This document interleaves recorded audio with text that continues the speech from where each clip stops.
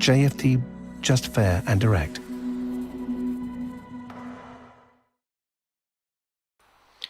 Okay, hello and good morning everyone. Welcome to JFD Traders Espresso with me, Darius Anucauskas. Today is the 31st of May, so yep, welcome everyone. Welcome to this first, of course, trading day of this week, but the last trading day of this month. So I hope this month was nice to you. So yep, hopefully the next one, which starts tomorrow, obviously, will be a much better one. But as always, guys, we'll have a look at some of the instruments, some of the instruments that we looked at last week, just to see how everything is kind of getting along. Some new ones, of course, but yeah, as always, before we do that, let's quickly have a read through our risk disclaimers. So, the content we produce does not constitute investment advice or investment recommendation, should not be considered as such, and does not in any way constitute an invitation to acquire any financial instrument or product. As always, I'll give you a few seconds to read the rest and we can continue.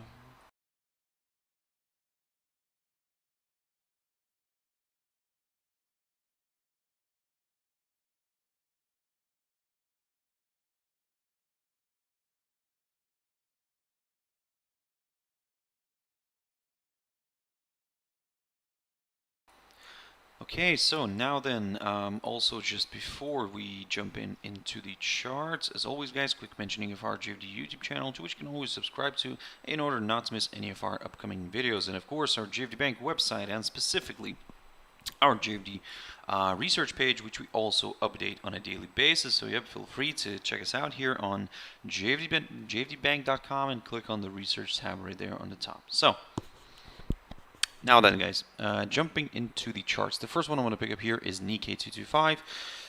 So the Japanese index drifted to the downside a little bit here, as you can see.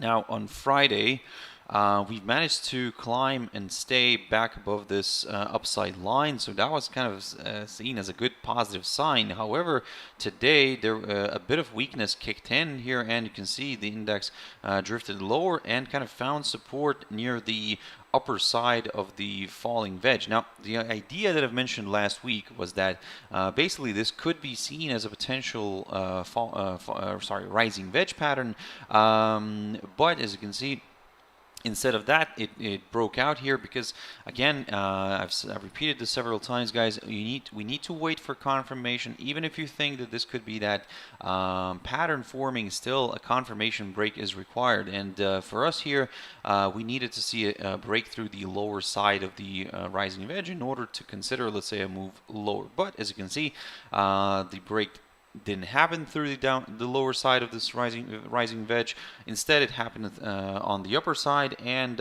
basically it made its way higher above this upside line taken from the low, the 19th of March of 2020. So yes, it pushed higher. However, today, as I said, yep, it drifted back down. It fell back below this upside line. So basically what's required here right now is a bit of a readjustment of everything. So let's first of all get rid of this. Well, actually, we'll recycle it. But yeah, let's get rid of this highlighted area. Yes, this upside line kind of got violated here, but yeah, I mean, let's see if this other idea, which I'll mention in a bit, will work out. So, okay, so the rising wedge did not really work out. Now let's see if we can have something of a rising channel here. It's not an ideal one because, again, it's a bit of a tentative one, but nevertheless, we could consider this as a potential rising channel. So for now, yes, we are seeing this little correction lower. However, if the price continues to trade above this 21-day EMA, or even better, above the 28,760 territory, now this is where it could become interesting, and yeah, we could see another push higher maybe. But if you don't like all this here, I mean, because to be honest, it looks a little bit messy, I would say. But so if you don't like any of that, then what you can do here is basically wait for a break of this downside line and then start aiming for some higher levels. But again, it's up to you guys. For now, I would say the If you're looking for some downside, then you need to wait until we see a break of this little short-term upside line here, taken from the low the 13th of May, which also could be seen as a lower side of the rising channel. If you're more comfortable with that, then yes, of course, that could be a better option, maybe even. Also, if we fall somewhere below the 100-day EMA here, shown as the green line, then yes, of course, lower levels could be met. But in terms of the upside, well, a break of this downside line just maybe could do the trick for more buyers, and more of them could, join in and push the index higher here. We do have some obstacles on the way higher, of course, don't get me wrong, but still keep your eyes on this downside line. If we climb above it, then yes, we could get a little bit more excited with the upside. Now Shanghai Composite. Now here it's a bit of a mixed story here. So after we found resistance on Thursday near the 3,626, the index corrected lower, and I mean it as you can see, it didn't really move towards this upside line. Instead, it found support near the 3,577 territory. That's marked by the highest point of March. So far, that area is continues to provide support. So let's see if we can have a push higher in this case, because at the moment, I mean, a lot of things are looking quite positive here. We are trading above this upside line. We are trading. We are kind of still holding on to this hurdle, this 3,577 area. If we get a nice push higher and we climb above the last week's high, which to be honest could end up being actually this month's high as well, unless something happens in the next roughly 50 minutes, then I mean maybe a new high could be formed, but at the moment it doesn't really look like that. So let's see if this is going to end up being the highest point of May, and then of course going into next month, let's see if we can actually clear this barrier and move higher. If we can, this will confirm a forthcoming higher high, and more buyers could join in. In terms of the downside, well, of course, a break of this upside line taken from the low of the 11th of May is required. Then maybe also a drop somewhere below the 35.30 zone right here. That marks the high of the 17th of May. And at the same time, if we get a drop below this area, this may kind of also place the price below the 21-day EMA, and more buyers could then join in. So keep that in mind. Now jumping into the German index, DAX, and looking at this picture, you can see that we had a nice reversal here from this 21-day EMA, although we didn't really quite kind of reach that exactly, but it came very close. We'll take that, to be honest. And now, we saw this nice push higher on Friday, but it failed to reach the all-time high, which is, let me just zoom in here a little bit, which is near the 15,568.69 territory. So in a way, at the moment, I would say if you want to go for some higher levels, guys, well, probably wait for a pop above this area. Wait for a move above this hurdle, because again, let's not forget that we are all at the all-time highs, and that's why we need to see a a nice good move here above this barrier, above the all-time high. And of course, as always, don't forget that what I've mentioned to you previously is that basically whenever it seems like this, at least, or I mean there's somewhat of a pattern of such things happening here, where when we create an all-time high, we go for an all-time high on that day. That daily candle then ends up closing in the red for that day. It goes and hits a new all-time high, and then reverses south at the end of the day. So basically, keep that in mind. I mean, I'm not saying that this pattern is always going to be like this, but it's just that it's an interesting observation. And so let's say if we get a push above the 15,568.69 territory, then of course, yes, keep that idea in your minds. I mean, we could go higher, of course, but if it by the end of the day it drifts back below the previous all-time high, then there is a chance for a bit of a corrective move lower, maybe because basically as it did last week. So it went higher, created a new all-time high, and then reversed it the same day. And then kind of in the remaining days, it kind of the other consecutive days, it kind of two consecutive days, it drifted back down. So keep that in mind. The index, the DXY, the dollar index. So yeah, so looking at this, of course, this paints a bit more positive picture right now. However, we have to remain careful because, as you can see on Friday, the index pushed higher, managed to get a nice, beautiful explosion here. However, it still drifted back down, back south, and remained below this downside line. So today we're seeing the daily candle kind of opening up outside of this this downside line, so above this downside line. However, it doesn't really mean that this is where it's going to start pushing higher. Of course, it does have now a slightly greater chance to go north. However, as I said before, I will wait for a pop above the 90.29 territory, somewhere around here, at least above that area, in order to go for some some higher levels, because at the same time we might see the price kind of pushing above the 21-day EMA, and then more buyers could join in. So keep that in mind for now. Like I said, with the downside, it's even also a little bit of a tricky situation here because, well, I need to see that daily candle to stay below this 89.68 territory right here, and then yes, lower levels could be met. This would confirm a forthcoming lower low. Well, it wouldn't actually be a lower low, because the lower low for a lower low, we need to see a drop below this hurdle. But this would be a good start here to examine the lower areas. So keep that in mind. Jumping into gold very quickly. So gold is still pushing higher. So we've climbed above this 1907 territory.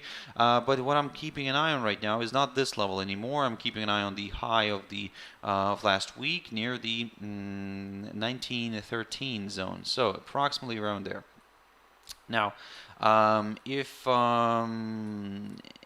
you want to go for some higher levels, then wait for a push above that area, just to be a little bit more on the safe side. However, don't get me wrong, as you can see, we did have some good moves already, and to the upside, so maybe a bit of a corrective move lower could be possible as well, especially if, first of all, the 1913 territory continues to provide resistance,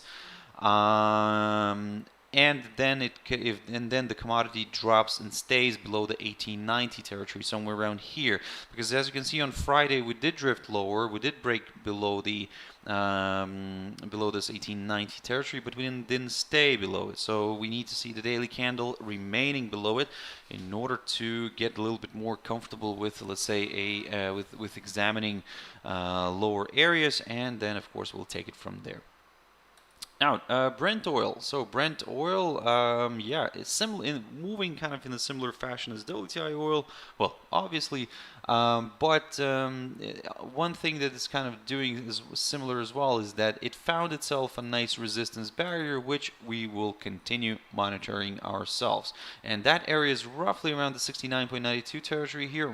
If you want to round it up, you can round it up towards that psychological 70 zone as well. But so far, it seems that this one is providing resistance. So the reason I have this arrow like this, that basically we might see a bit of a corrective move here, maybe to the downside, but towards this 21-day EMA, and if it provides good support, then yes, a nice rebound here could be possible. However, if you want to go if you want to go for some higher areas, and if you're a little bit more on the cautious side, what you can do here is just basically wait for a pop-up of the 69.92 territory, wait for that daily candle to remain above it, and then yes, we could start aiming for that 71.28 territory, or 28.30, approximately around here, because that's the highest point of last year, guys.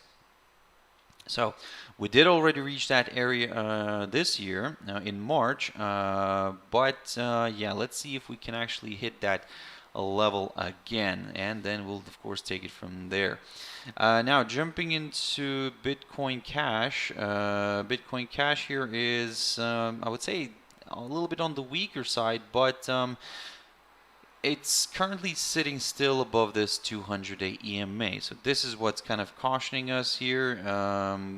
We're above the 21-day EMA, but we're below this this inside swing high of the 23rd of May, which is roughly around the 659 zone. So yes, of course, this doesn't really help either of the sides, neither the bulls nor the bears, but the way we could keep an eye on this is, of course, if we see a drop somewhere below last week's low, near the 618 zone here, this of course could open the door towards lower areas. We could see a further move south here, potentially aiming for that 468 zone, which is the lowest point of May. Now, to be honest, I doubt that we will reach the we'll overcome this today, for example, to create a lower level for May. But well, of course, anything can happen. But still, at the moment, looking at this picture, and well, I believe that this could end up being the lowest point of May today in general. So yeah, but it could be our next target if we drop below last week's low near the 618 zone. For the upside, now this is where I'll take a bit of a careful and conservative approach. Maybe I'll wait for a push above the high of last week, and yeah, which is around the 808.9, approximately around there.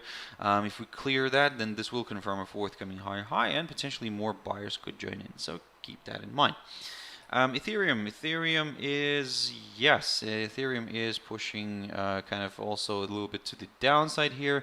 It's also currently trading, well, not also, but it's trading below the 100-day EMA, so it's a little bit on the more negative or pessimistic side.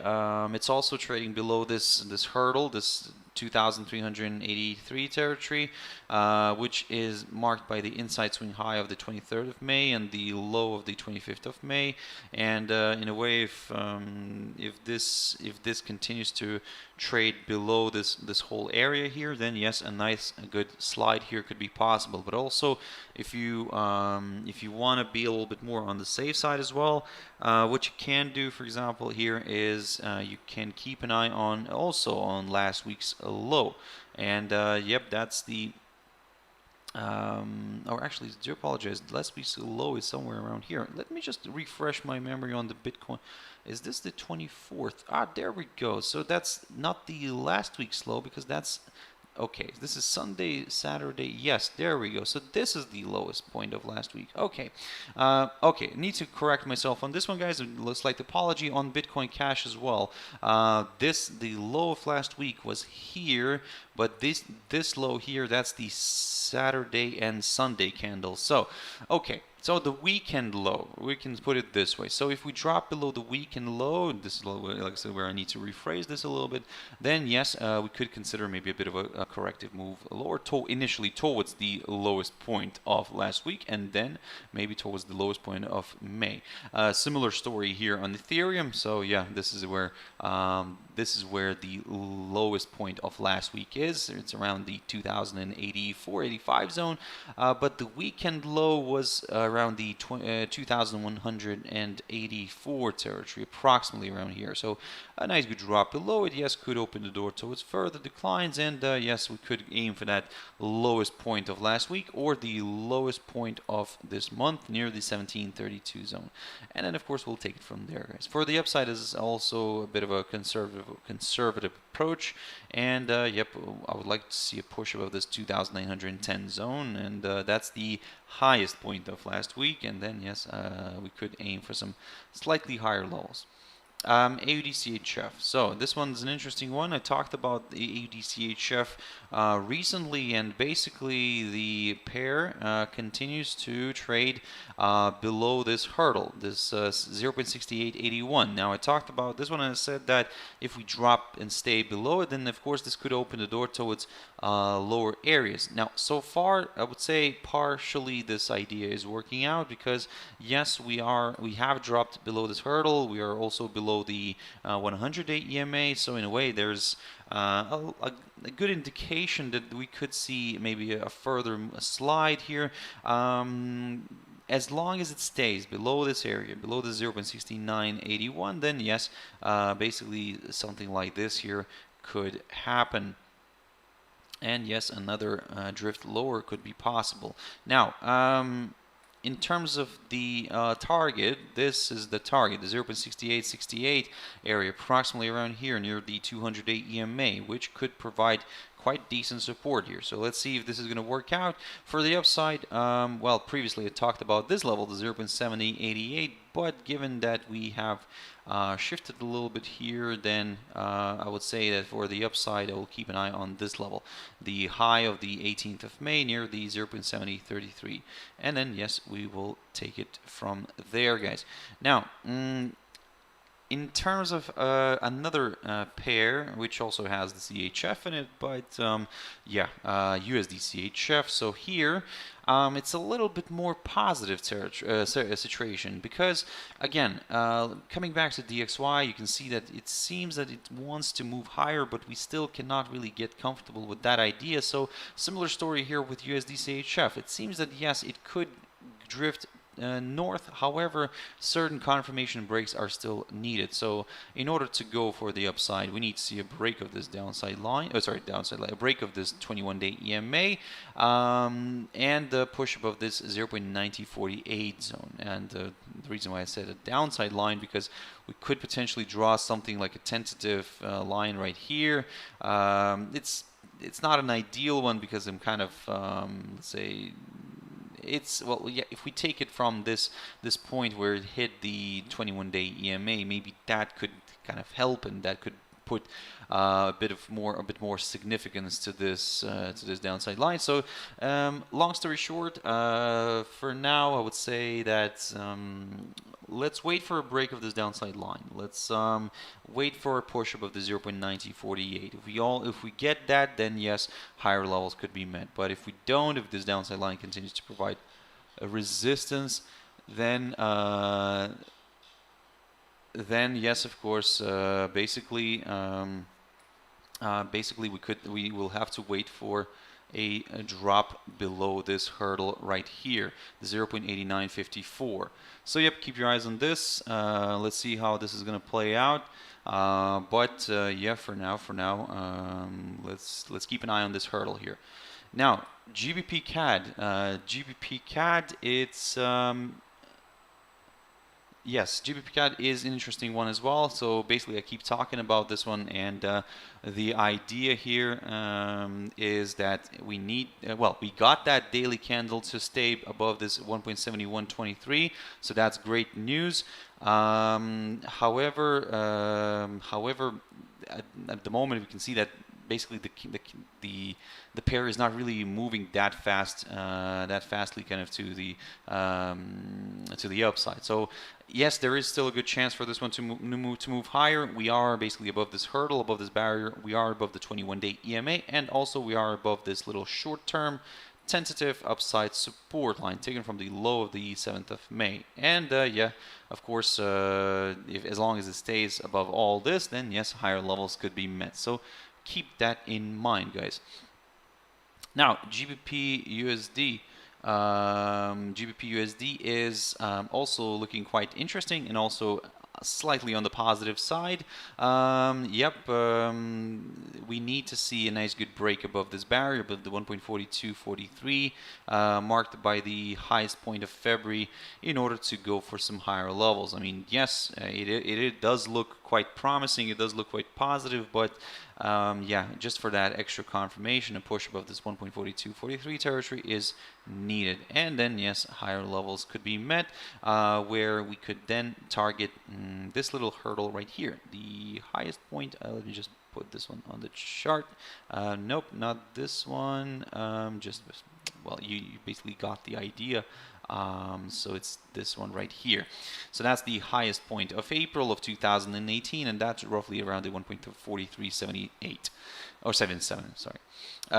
Euro USD. So last week we had a drop here, a very interesting one, and this is where it became very